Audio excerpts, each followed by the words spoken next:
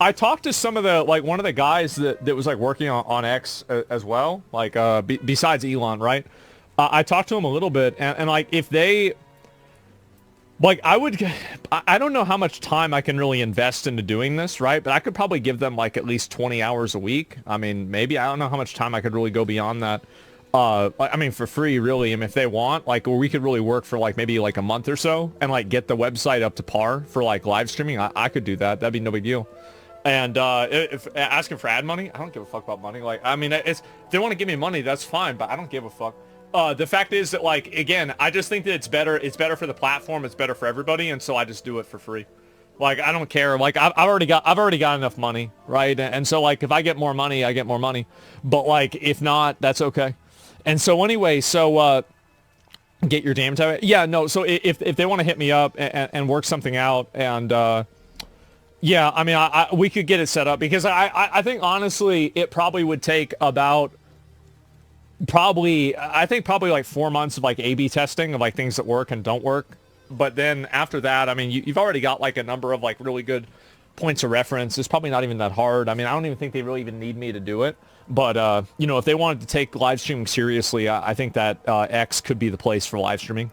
But they just have to do a few different things and change the UI a little bit, which would require. You know, Asmongold is an interesting case study because he actually does live the way a socialist should live.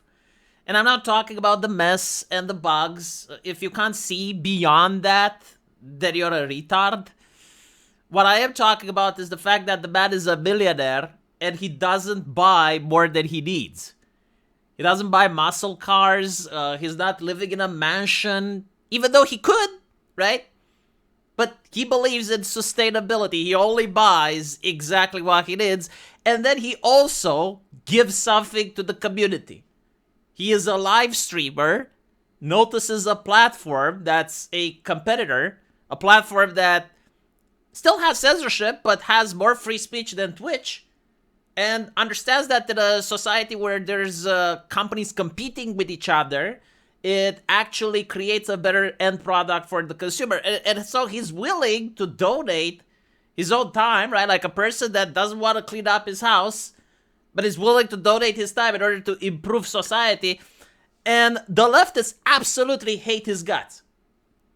Like, they would rather promote someone like Hassan Piker that lives in a mansion, that is not promoting sustainability, right? Has a bigger carbon footprint.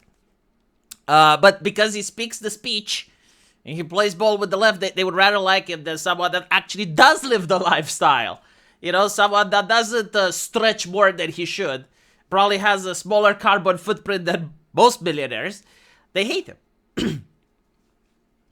Now, it's also interesting to see that Elon, right? Like, a lot of people said, oh, Elon has an ego. Elon, Asmongold actually called Elon Musk for botting in Path of Exile, and they had a little spurg out. If you guys remember, Elon actually blocked Asmongold. Like, there was a little bit of a tension there. And now Elon gave Asmongold his blessing. It's like, yeah, let's see where this goes. And I think it has some merit because the man is a streamer, right? Like, it's what he does for a living. He understands streaming. And I guess, like, this is the difference between the way Elon does business and the way the corporate America does business. Like, Elon actually is willing to work with a streamer when it comes for streaming services. Imagine that. Meanwhile, video game companies are willing to work with people that look like the social justice pope and know jack shit about video games, but hey, they have the correct ideology. Now, the question is, can Twitter do it? I don't know. I think so. Maybe. It's kind of difficult. It's difficult in the sense of getting streamers to actually stream on Twitter and to also convince people to watch. The current system, the current algorithm, where if you upload something, then it's lost under the traffic, probably not a good idea. Like, the way the platform is built right now, it's not for streaming, right? So you would probably need another button where people that are streamers have like a certified logo that lets people know, okay, this guy is streaming, and that has a folder where you can find all of his streams. If it does that, okay, maybe it has a chance. But the way the current website is set up, where you upload the stream, and unless you pin it, it's gone within a couple of days. No, it's not sustainable.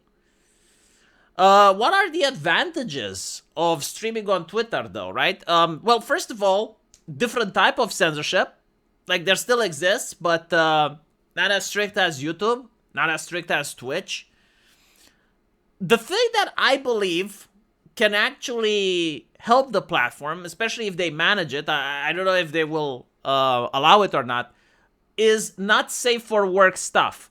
Now, when I say not safe for work stuff, I don't mean like actual pornography as in Pornhub, right? Like, I don't mean penetration and shit. But if it were to allow for artists to draw, right? Like, if you have a furry artist that wants to draw some lewd art, or you have an anime artist that wants to teach people how to draw big fat titties, or you have VTubers that are allowed to be risque and actually have drawn content and shit. Maybe some OnlyFans girls that, again, nothing pornographic, but like erotica, like cosplay that's erotic and shit, and they make streams on how they're designing their outfits. Yeah, I think like that can actually bring something that YouTube and Twitch doesn't have. And it may tap into some audience that right now is separated all over the internet and they're looking for a home. And if you can monetize that, if you find a way to allow Visa, MasterCard, or create some alternative currency to allow that to happen, yeah, I think it could make a lot of money. Again, you have to make sure that, number one, it's the type of thing that can't get you accusations of exploitation, right? If it's cartoons, no one can say that you kidnapped a woman in order to do it. And so that's already a plus, right? Like, if you have an artist that teaches people the new technology in shading when you're drawing navels and titties, I don't think you can have a lot of activists spurging out on that. You know, they can say, oh my goodness, it's immoral. Don't you understand that the titty kills people? They can make that argument, but at the end of the day, most individuals will laugh at them. If you have like a cosplayer that's showing her new outfit and shit, right?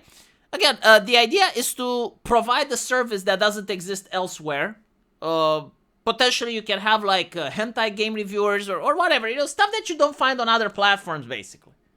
And also keep it from becoming chatterbait or keeping from becoming something with hardcore pornography stuff. So like, yeah, like a category for not safe for work would do it. Then you can have a political discussion that is different than what you have on Twitter or Twitch. You know, if Hassan Piker can talk about 9/11 on Twitch, surely you can have like some right-winger talk about replacement theory or whatever on Twitter, right? But the problem is, first of all, legislation. The European Union is now actually having laws about hate speech and, you know, stuff that even though it's legal, you're not allowed to say it online, misinformation, disinformation. So like that in itself is going to be difficult to handle. And the other part is making sure that the payment processors, Visa and MasterCard, don't crack down. To be fair, recently, when it comes to free speech, they have been more relaxed. Like, they're now focusing more on not safe for work shit, rather than they're focusing on political stuff that's speech related. Probably because Donald Trump is in office, they realize that if they crack down too hard, they upset the Republicans. They don't want to risk a scandal. They're risk adverse as companies. So right now they're laying low, but that doesn't mean that 4 years from now, if the Democrats win an election, then Visa and MasterCard won't reactivate again and they will start with their nonsense, right?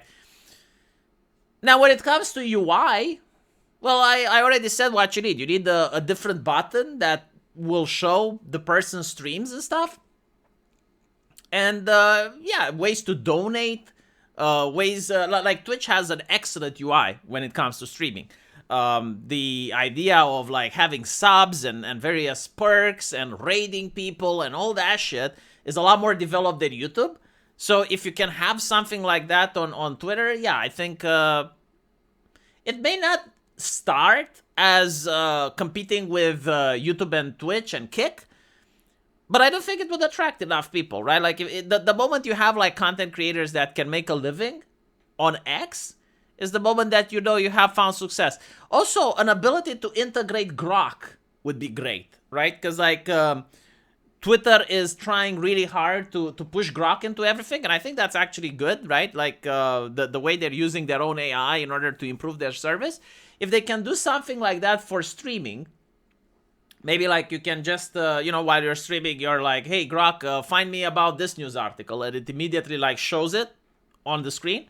If they can do something like that, it would be something original, specific to Twitter, and that too could attract people. Let me know what you guys think, though. And as usual, I will see you in the comment section. Take care.